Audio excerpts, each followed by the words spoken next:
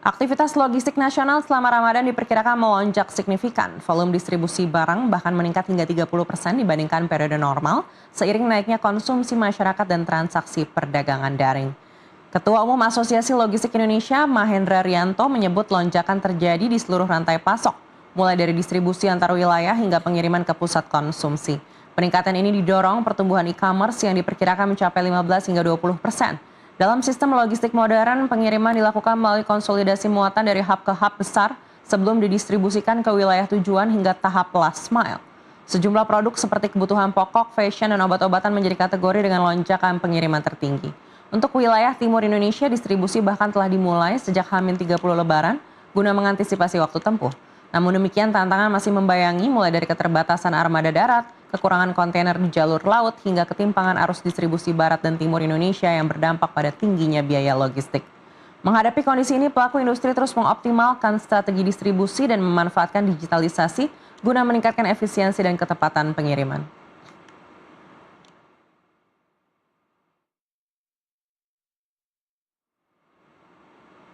Dan selanjutnya kami akan hadirkan dialog terkait industri logistik bersama Imam Sedayu Pusponegoro, Direktur Si Cepat Express dalam segmen Zona Cuan.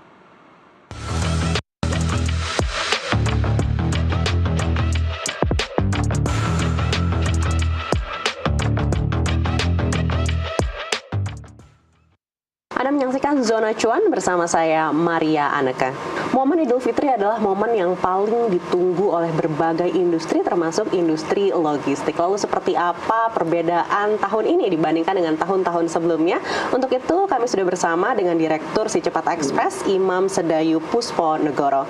Pak Imam, apa kabar? Selamat datang di Studio Nusantara TV. Alhamdulillah, baik Mbak Aneka, apa kabar? Luar biasa. Pak Imam, kalau kita melihat Ramadan tahun ini, apalagi dikaitkan dengan industri logistik, apakah berbeda dengan tahun-tahun sebelumnya? Sudah sesuai dengan ekspektasi belum nih? Oke, ini kebetulan Ramadan sudah hampir selesai ya. Jadi kalau kita lihat sampai dengan hari ini ya, ini sangat sesuai ekspektasi. Jadi kurang lebih mirip dengan tahun-tahun sebelumnya. Bahkan mungkin karena Ramadan kali ini cukup padat ya, jadi pertumbuhannya cukup signifikan dibanding tahun kemarin. Seperti itu. Baik, seberapa signifikan tuh Pak kalau boleh dibandingkan? Oke, jadi kalau dibandingkan dengan season biasa seperti bulan Januari Februari kemarin, bulan ini saja tumbuh sekitar 20 hingga 30%. Nah, compare tahun lalu mungkin ada sekitar 5-10% lebih tinggi Ramadan tahun ini dibanding tahun lalu. Wow, berarti artinya hingga di kuartal 1 ini pertumbuhannya bisa luar biasa dong kalau dibandingkan dengan tahun sebelumnya. Iya, betul. Jadi kuartal 1 ini agak relatively berbeda dengan tahun sebelumnya karena Ramadan lebih cepat gitu ya. Jadi tahun ini juga jadi salah satu kuartal yang menjadi growth generator di kita ya, dibanding kuartal 3 dan kuartal 4 yang biasanya ada Harbolnas biasanya seperti itu. Baik, tapi pertumbuhan hingga tadi 25% itu ya Pak Imam, ya, itu yang menjadi penyangga utamanya itu sektor apa? Ya, kalau kita lihat sebenarnya kan di industri logistik ini saat ini sektor yang sedang naik daun adalah sektor di bidang e-commerce atau perdagangan online ya. Nah, kita lihat bahwa dari sejak awal puasa sampai dengan terakhir kemarin minggu lalu pada saat peak-peaknya perdagangan online ini sangat marak gitu ya, sehingga ini jadi salah satu sektor primadona saat ini di industri logistik seperti itu. Baik, artinya tidak terpengaruh daya beli yang katanya melemah ya, buktinya transaksi online atau transaksi e-commerce ini terus bertumbuh. Betul. Jadi kalau dibilang transaksi e-commerce saat ini tumbuh karena customer experience-nya berbeda ketika kita bertransaksi dengan offline gitu ya. Saat ini apalagi SLA delivery atau lead time delivery itu bisa lebih cepat, ongkir juga bisa lebih murah saat ini gitu. Baik, lalu jika di kuartal 1 ini relatif sudah aman begitu ya pertumbuhannya. Bagaimana dengan di kuartal-kuartal lainnya di mana momen Idul Fitri sudah kita lewatkan nih? Apa yang mungkin menjadi momen yang paling ditunggu oleh industri logistik di kuartal-kuartal berikutnya? Jadi kalau dilihat dalam 1 tahun tuh biasanya di industri logistik khususnya di perdagangan online atau di e-commerce dan marketplace gitu ya, itu biasanya ada peak seasonnya. Kalau nggak di season Lebaran, biasanya nextnya ada di season pada saat campaign Harbolnas, biasanya di Q4.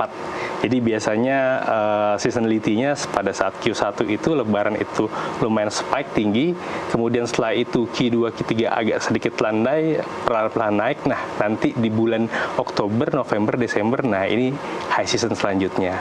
Baik, artinya kuartal 4 nanti mungkin baru kita bisa lihat pertumbuhan yang signifikan lagi. Betul. Lalu bagaimana dengan di kuartal 2 dan 3 nih? antisipasi apa yang disiapkan oleh industri logistik untuk mungkin bisa menahan pertumbuhan di kuartal 2 dan kuartal 3? Nah, sebenarnya kalau bicara kuartal 2 dan kuartal 3 adalah kuartal-kuartal di mana kita mempersiapkan kuartal 4. Artinya mungkin pertumbuhan tidak perlu terlalu signifikan, tapi kita growth perlahan sambil membentuk kapasitas. Di industri logistik ini paling penting adalah mengenai kapasitas dan mengenai volume scale ya. Jadi kalau kapasitas stabil, tumbuh pelan-pelan, maka lebih efisien di situ.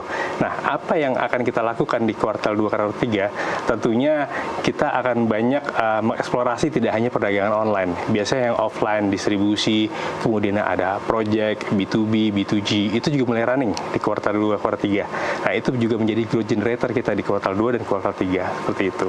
Baik, kalau di Si Cepat Express sendiri, seperti apa perbandingan mulai itu dari B2B, B2C, dan juga B2G? Kalau kita lihat memang di ekonomi digital ini itu kita bisa bilang majority hampir 80-90% itu menjadi porsi yang paling besar gitu ya di industri jasa pengiriman atau logistik. Selanjutnya kita lihat lagi di social commerce seperti brand.com, kemudian para penjual-penjual yang berjualan di media sosial gitu ya. Dan juga di industri yang B2B, corporate, pengiriman dokumen, pengiriman kartu, kemudian juga ada juga pengiriman distribusi ke FMCG, ke retail. Nah, ini juga salah satu segmen juga yang kita bilang juga high perspective segmen gitu ya. Jadi kita bisa katakan bahwa majority masih di industri e-commerce, tapi industri lainnya seperti social commerce dan B2B corporate itu juga meningkat. Gitu. Baik, artinya untuk B2B dan B2G ini kan sebenarnya tidak terlalu terpengaruh dengan daya beli begitu ya? Setuju, betul sekali. Jadi yang B2B dan B2G itu biasanya kita bisa bilang stabil sepanjang tahun, tapi yang di segmen B2C tadi, yang di e-commerce, kemudian yang di marketplace itu ada seasonality-nya. Nah, kalau yang B2G itu biasanya project gitu, tergantung dari project atau kegiatan yang ada di pemerintahan pada saat tahun berjalan seperti itu. Baik, lalu strategi apa yang mungkin disiapkan dari Si Cepat Express untuk lebih memperdalam lagi di subsektor B2G atau B2B ini? Oke, jadi kalau kita bicara sektor B2B, B2G, of course di sini banyak hal yang perlu butuh customizations ya. Jadi dari segmen industri pun, dari activity logistik pun ini bermacam-macam. Jadi kalau bicara ada pergudangan, ada tracking, kemudian ada last mile delivery. Nah, di B2B dan B2G biasanya dibutuhkan end-to-end proses. Berbeda kalau bicara B2C atau C2C biasanya langsung ke customer, last mile delivery. Tapi kalau di B2G kita bicara mengenai supply chain and distribution process dari first mile, mid mile, last mile. Yang kita lakukan adalah kita mencoba untuk mengoptimalkan seluruh kemampuan kita, fasilitas infrastruktur, kemudian kemampuan operasional sampai dengan teknologi untuk mensupport ekosistem di B2B dan B2G. Nah, itu kita lakukan. Kita memprovide end-to-end logistic services di B2B dan B2G. Baik, apakah ini artinya investasinya lebih besar untuk B2B dan B2G dibandingkan B2C? Bisa dibilang seperti itu, tapi sebenarnya investasi kan tidak hanya investasi dari segi infrastruktur fisik ya, tapi dari segi jaringan, dari segi kolaborasi juga antar pemain, yang punya pergudangan, yang punya tracking, sampai dengan yang punya jaringan last mile delivery hingga kurir-kurir, ini bisa dikolaborasikan.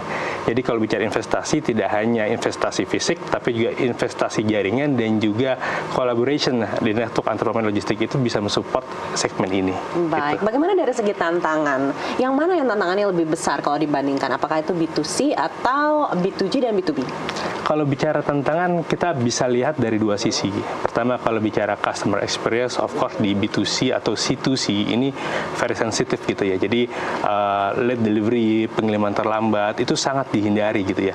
Tapi kalau bicara B2B dan B2G ini agak berbeda. Yang dibutuhkan ada solutions. Jadi bagaimana perusahaan logistik seperti kami, Cepat Express ini bisa memberikan solusi gitu ya. Solusi artinya end-to-end, semenjak first mile, mid mile, last mile. Dari gudang, dari tracking, itu bisa dikombinasikan untuk mensupport kepuasan para pelanggan di B2B dan B2G. Jadi agak berbeda tantangannya di sini. Baik, kita kembali lagi ke B2C. Seperti apa tantangan terbesarnya di tahun ini? Kalau kita lihat tahun ini, of course kalau bicara B2C, kita sekarang berfokus untuk mencapai pertumbuhan di luar Pulau Jawa. Nah, ini yang menarik. Jadi kita saat ini tantangannya lebih bagaimana kita menciptakan network jaringan gitu ataupun moda transportasi yang lebih efisien. Tidak hanya menggunakan pesawat gitu ya untuk bisa mendapatkan data yang lebih cepat, tapi kita juga berupaya untuk mengeksplor dari moda laut gitu melalui sea freight. Nah, tantangannya apa saat ini? Di moda laut saat ini kita bisa bilang bahwa lead time keberangkatannya itu dan frekuensi keberangkatan itu masih jarang gitu. Nah, bagaimana ke depannya kita bisa membangun kapasitas, membangun network dan menjadikan lead time pengiriman di via laut ini lebih cepat. Karena apa? Cost di pengiriman via laut ini jauh lebih murah, bisa sampai 50% lebih murah dibanding via udara. Nah, ini mungkin yang kita harus perhatikan dan menjadi tantangan kita untuk kita bisa cari solusinya bersama di industri itu, seperti itu. Baik, memangnya pertumbuhan di luar Jawa itu ekspektasi dari si Cepat Express valuasinya sebesar apa sih sampai dibela-belain gitu betul. untuk mengejar market yang ada di luar Jawa? Ini menarik ya, jadi kalau bicara industri logistik, saya ambil contoh mengenai last mile delivery aja di industri yang ada di Cepat Express saat ini, potensinya itu sekitar 100 triliun per tahun gitu ya. Di mana luar Jawa ini potensinya sekitar 30 triliun, 30%-nya gitu ya. Nah, 30% luar Jawa ini saya bisa bilang hampir majority itu masih menggunakan air freight gitu ya. Nah, kita melihat bahwa jika 30% ini bisa kita konversi menjadi sea freight dan kemudian para konsumen di luar Jawa itu bisa mendapatkan ongkos kirim gitu yang jauh lebih murah gitu ya, maka akan terjadi pertumbuhan lagi di situ. Mungkin angkanya jadi 100 triliun, mungkin 110, 120 gitu. Ini kurang lebih yang kita lihat sebagai potensi yang sangat besar di luar Jawa gitu. Baik, tadi Pak Imam bilang ongkos kirim yang lebih murah. Artinya Betul. ini sangat tergantung sekali seperti apa dari volatilitas BBM dunia begitu ya. Yes, Kita akan bahas betul usai jeda. sekali. Sesaat lagi Baik. tetaplah bersama kami di Zona Cuan. Ya.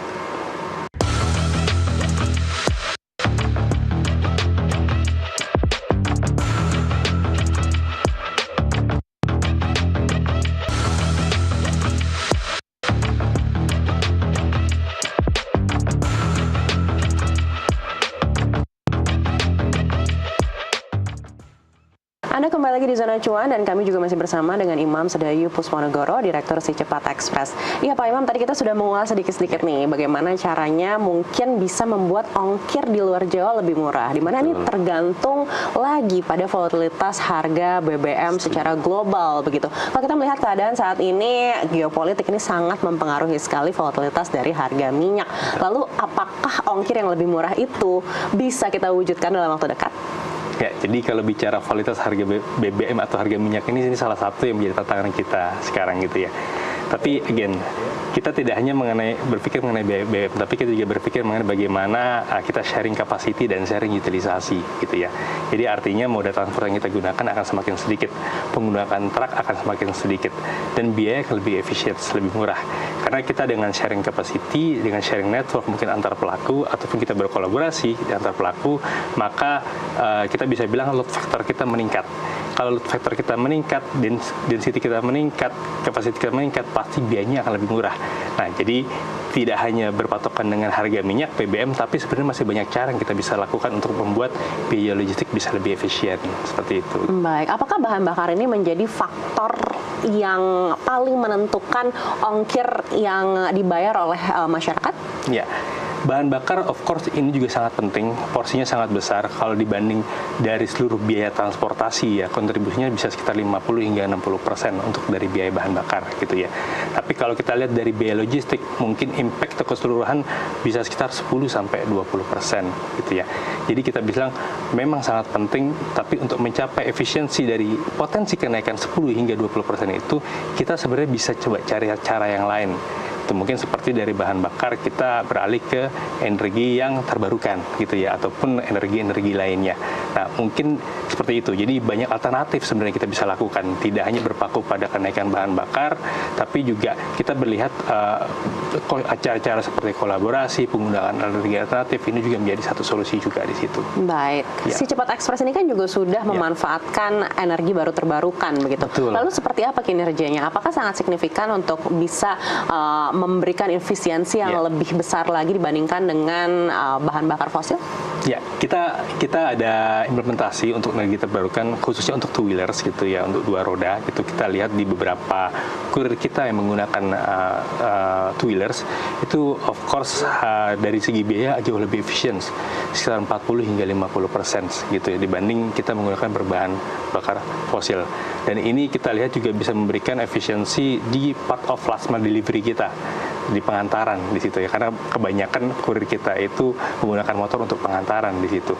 Jadi kita lihat bahwa jika kita menggunakan energi terbarukan, ini akan berimpact langsung terhadap efisiensi biaya kita. Gitu. Artinya ke depannya mungkin si Cepat Express akan lebih fokus untuk menggunakan EBT dibandingkan dengan energi fosil. Iya, kita akan melihat bahwa EBT itu salah satu bisa dibilang masa depan industri logistik juga ya, tidak hanya two-wheelers tapi four-wheelers. Tapi kita juga melihat bahwa kita butuh didukung oleh kesiapan dari segi infrastruktur.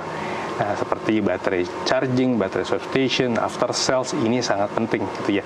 Jadi kalau ditanya apakah cepat akan menuju ke arah sana, of course pasti kita menuju ke arah sana. Apalagi di tengah gejolak BBM yang saat ini harganya sangat volatile gitu ya. Tapi satu sisi kita perlu juga melihat bagaimana kesiapan ekosistem dan infrastruktur yang ada. Jadi kita akan menuju ke sana. Apalagi kalau kita bicara di luar Jawa, di mana mungkin infrastruktur untuk EV ini belum sebesar yang berada di dalam Pulau Jawa begitu. Apakah artinya si Cepat Express ini juga tetap akan fokus untuk menggunakan EV di luar Jawa? Ya, jadi kita lihat nanti dari segi density volume gitu ya, dari segi volume pengiriman gitu. Misal di area-area yang perkotaan yang sudah cukup besar density pengirimannya dan jumlah kurir kita yang padat di situ ya. Nah, nanti di situ kita akan misalnya mulai implementasi.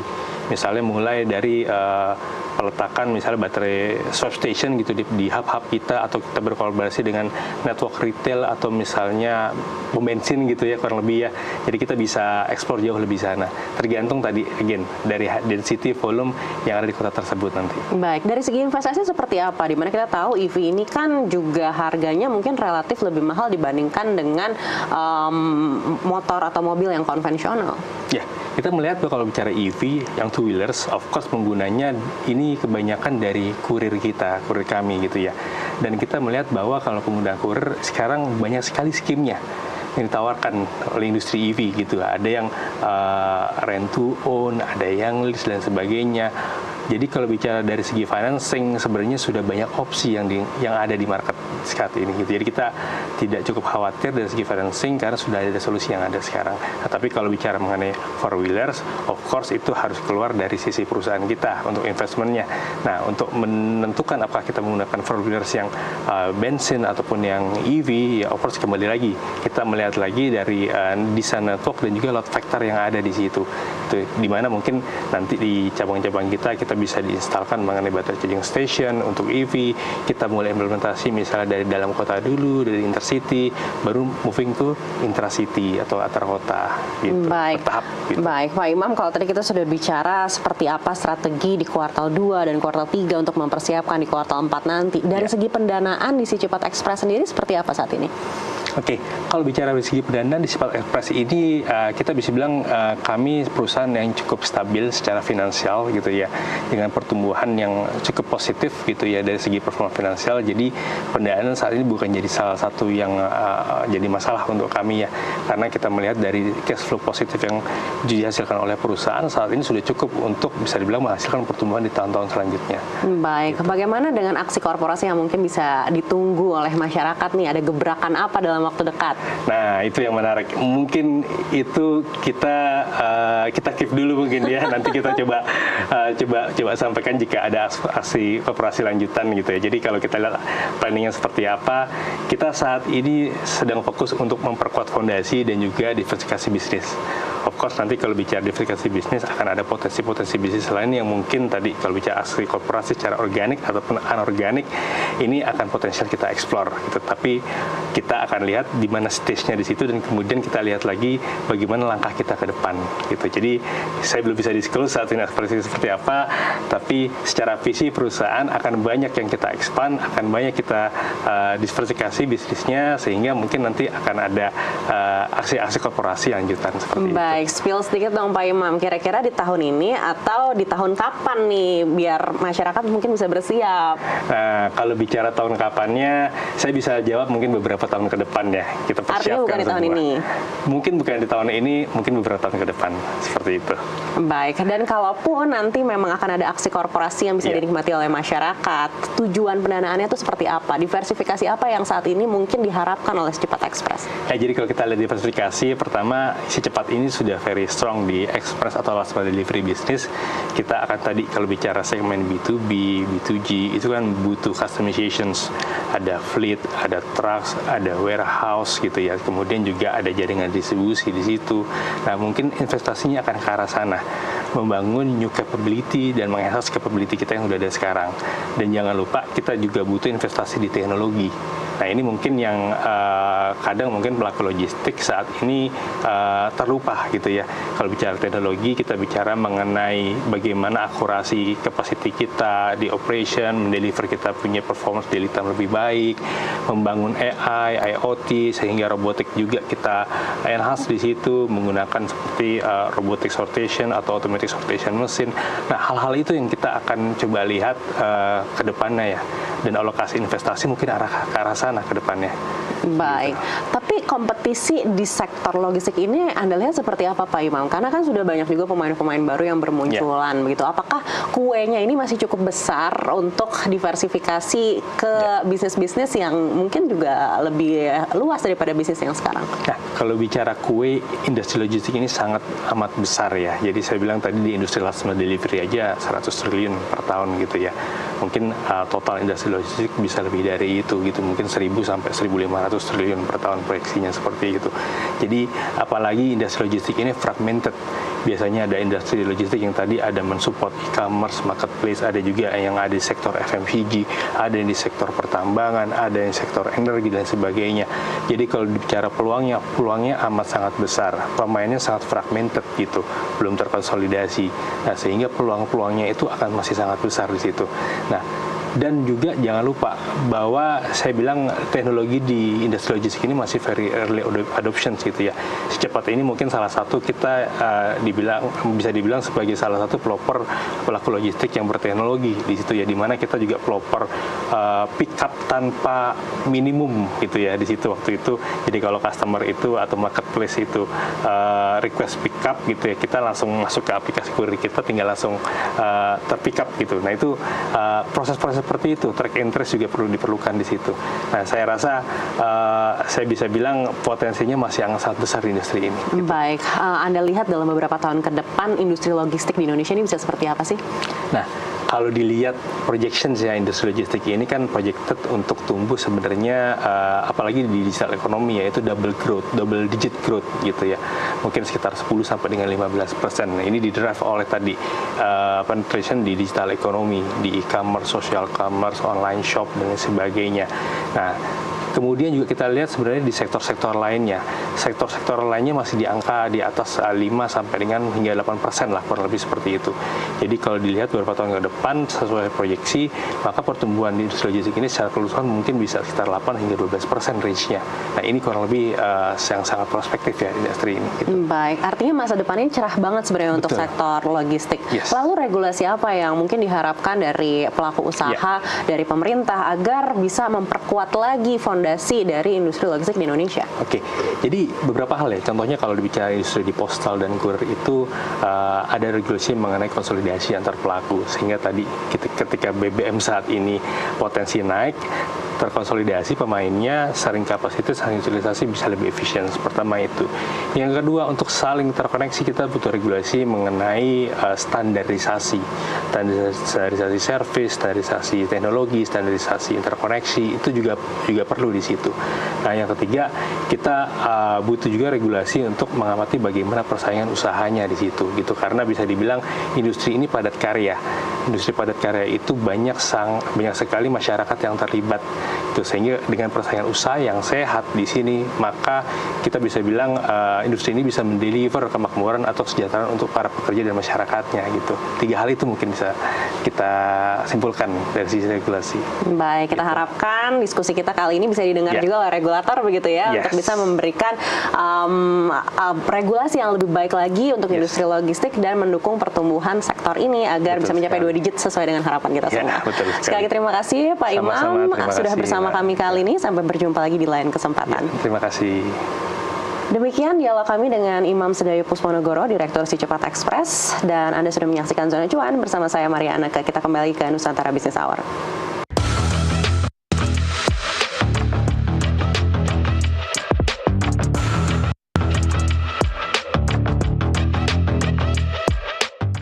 Dan informasi tadi menutup Nusantara Business Hour kali ini. Bisnis bukan sekedar tentang keuntungan, tetapi juga membangun nilai, menciptakan dampak, dan bertumbuh bersama menuju masa depan yang lebih baik. Saya Maria Anaka.